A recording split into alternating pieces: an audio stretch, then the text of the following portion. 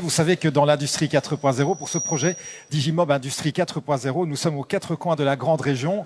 Une représentante allemande vient de prendre la parole. Nous sommes en France, nous sommes au Grand-Duché du Luxembourg et partons à Liège, en Belgique, avec avec Frédéric Cambier, pardon.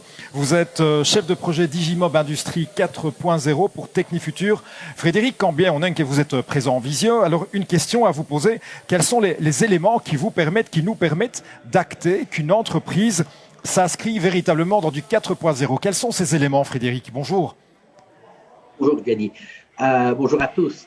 Voilà, donc je suis chef de projet chez Technifutur. Je m'occupe entre autres également de tout ce qui est Industrie 4.0.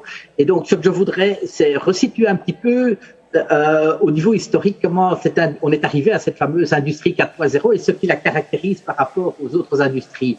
Donc, il y a au début fin du 19e siècle, on parlait d'industrie 1.0. C'était une industrie essentiellement, on parlait de mécanisation, c'est-à-dire que l'homme avait inventé la machine à vapeur et à partir de ces outils-là, eh bien, sa vie a commencé à évoluer, sa qualité de vie a commencé à progresser.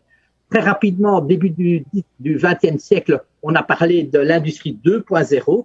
C'est une industrie où on a vu une industrialisation, la production de masse. C'est essentiellement l'industrie de l'automobile qui a tiré l'économie vers le haut.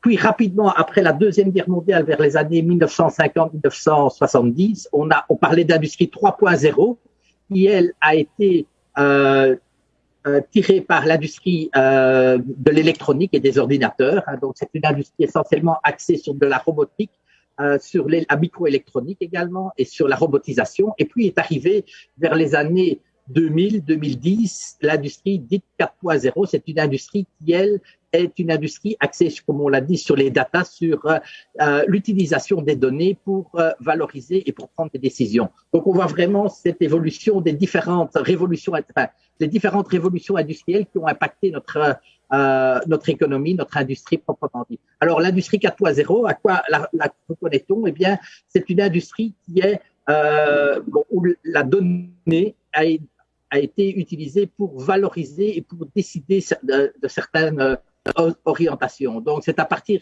la donnée a une certaine valeur et à partir de ces données, eh bien, on peut piloter toute une usine.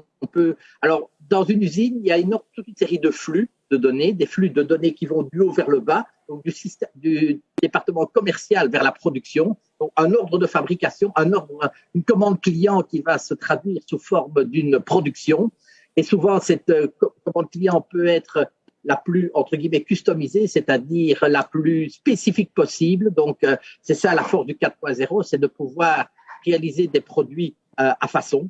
Et puis, alors, il y a d'autres données qui, elles, partent de la production vers le management. Donc, Frédéric, si je vous entends bien, Frédéric, si je vous entends bien, si je vous comprends bien, ça signifie qu'on va pouvoir parler d'industrie 4.0 dans une entreprise dès qu'elle va commencer à gérer la donnée, à donner du sens à la donnée en termes de production, en termes de gestion de production avec une destination d'amélioration de la qualité à destination des clients, c'est ça?